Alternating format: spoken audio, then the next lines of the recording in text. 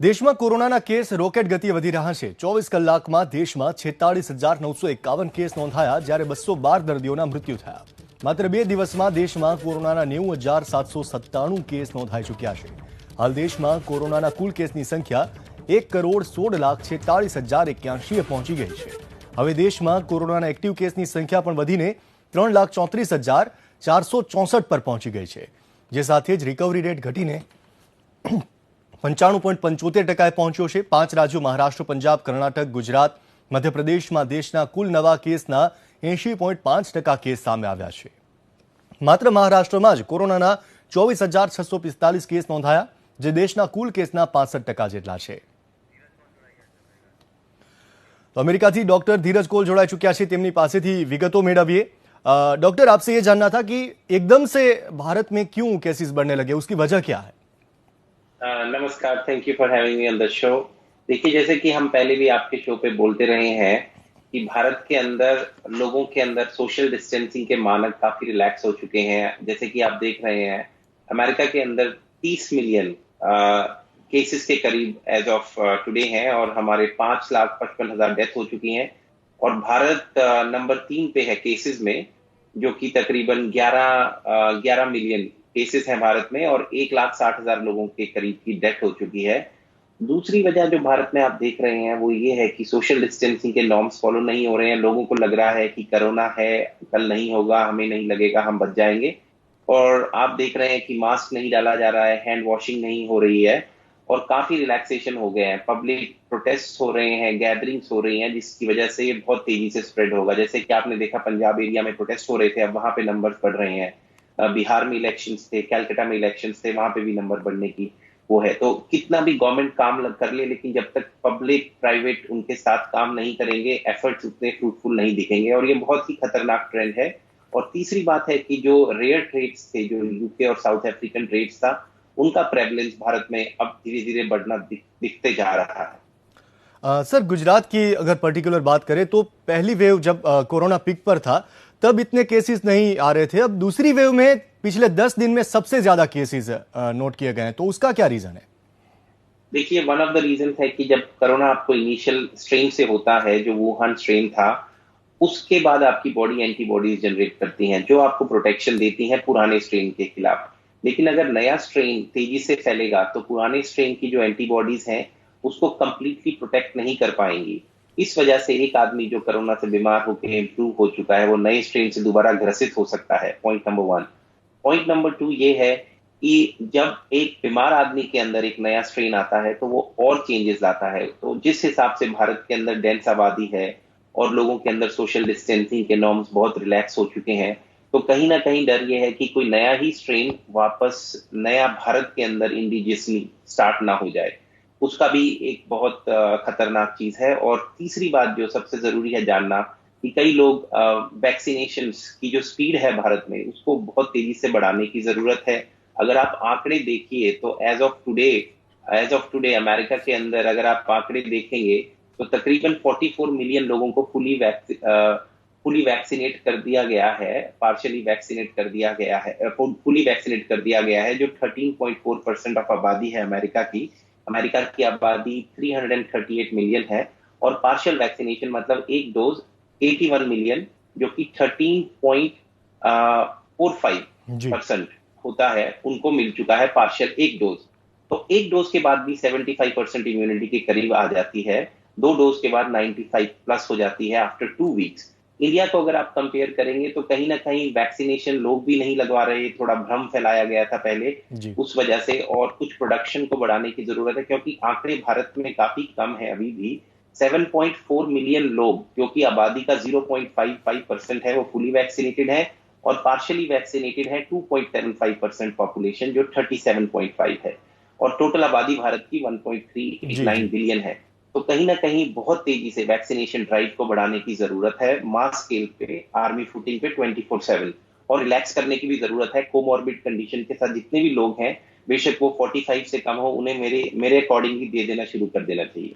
Sir, जब पहले Covid positive लोग आते थे तो उनमें कुछ सिम्टम्स होते थे, फिर वो टेस्ट करवाते थे।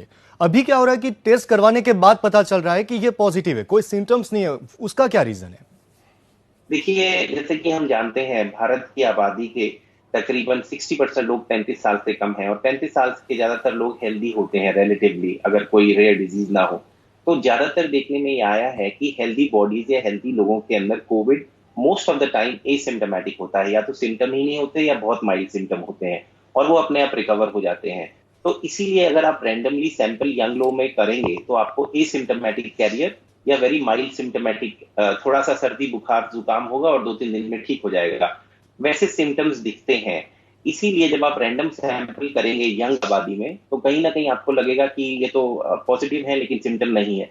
लेकिन अगर यही चीज एक एजेड आबादी में जैसे अमेरिका में होगा तो सिकनेस के नंबर्स कहीं ज्यादा होंगे। इसीलिए हमारे यहाँ मोर्टेलिटी भी ज्यादा थी, हॉस्पिटलाइजेशन रेट भी ज्यादा था और भारत में कम है।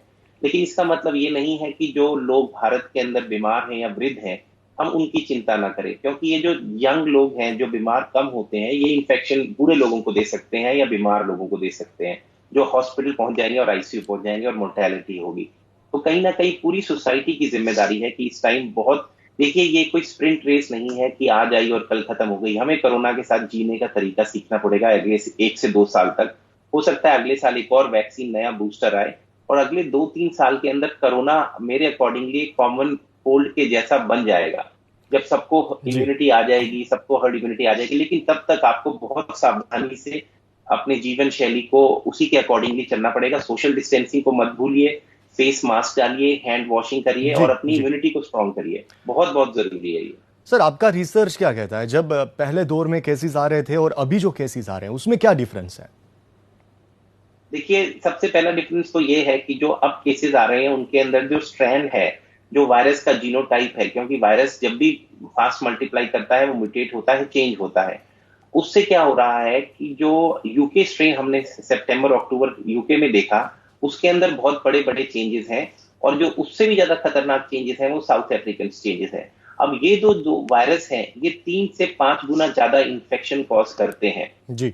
जो लेटेस्ट स्टडीज आ रही हैं, मतलब अगर 10 आदमियों के अंदर पहला स्ट्रेन 2 आदमियों को पकड़ रहा था उसी टाइप की सोशल डिस्टेंसिंग में, तो ये शायद 4 आदमियों को पकड़े, 5 आदमियों को पकड़े, बहुत तेजी से संक्रमित हो रहा है ये। जी। और जी। दूसरा है कि ये एक बहुत, जब एक तो इन्फेक्ट करता है और आपकी बॉडी के अंदर भी अटैच करके ज्यादा तेजी से घुसता है। और जो जी। तीसरी खतरनाक चीज है कि अगर पहले कोरोना से बीमार हो चुके हैं तो आपकी इम्यूनिटी जरूरी नहीं है इसके खिलाफ काम जी, करे। मैं और वही जो वही पांचवी आपसे पूछने वाला था कि अगर मुझे पहले कोविड हो चुका है तो कितनी पॉसिबिलिटीज है कि मुझे दूसरी बार हो?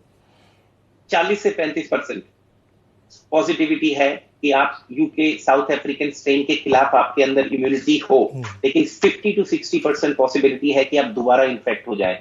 Same thing with vaccination. अगर आप एस्ट्राजेनेका की वैक्सीन उठा के देखिए तो उनका जो डाटा आ रहा है कि वो प्रोटेक्ट कितना करता है साउथ अफ्रीकन स्ट्रेन के खिलाफ, तकरीबन 60 to 55%। मतलब तकरीबन तकरीबन 2 आदमी जिसको एस्ट्राजेनेका लगी है उसमें से एक आदमी या 3 में से एक आदमी एटलीस्ट दोबारा नई स्ट्रेन से बीमार हो सकता है साउथ अफ्रीकन स्ट्रेन से। जी। तो इसीलिए ये बहुत खतरनाक सिचुएशन है और गवर्नमेंट बहुत अच्छा काम कर रही है, लेकिन जब तक पब्लिक खुद अवेयर नहीं होगी, जी। जितने मर्जी कोई भी एफर्ट कर लीजिए, और आप लोग भी बहुत अच्छा काम कर रहे हैं एफर्ट स्प्रेड करने के लिए, और इस पे फोकस रखना जरूरी है। कंटिन्यूअसली पब्लिक का अटेंशन स्पैन कम होता है, वो फैटीग हो जाता है, कोरोना से लोग तंग आ चुके हैं। लेकिन हमें संयम से अपने आप बिल्कुल। को और अपने परिवार वालों का ध्यान रखते हुए सोशल डॉक्टर, डिस्टेंसिंग के ये नॉर्म। ये भी ये भी जानना था कि वैक्सीन अब तेज होने लगी, वैक्सीनेशन की कामगिरी।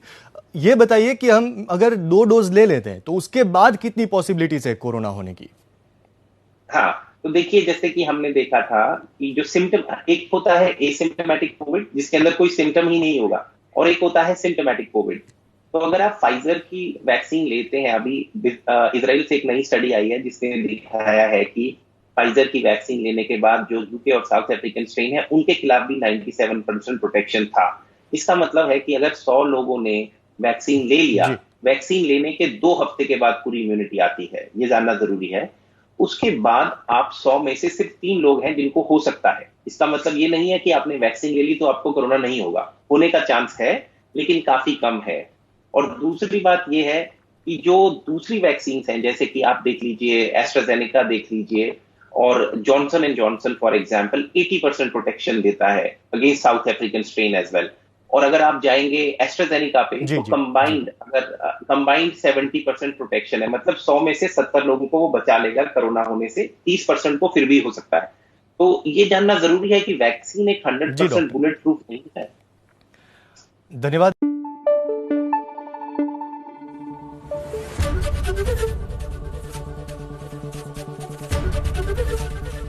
एबीपी अस्मिता, गुजरातની अस्मिता।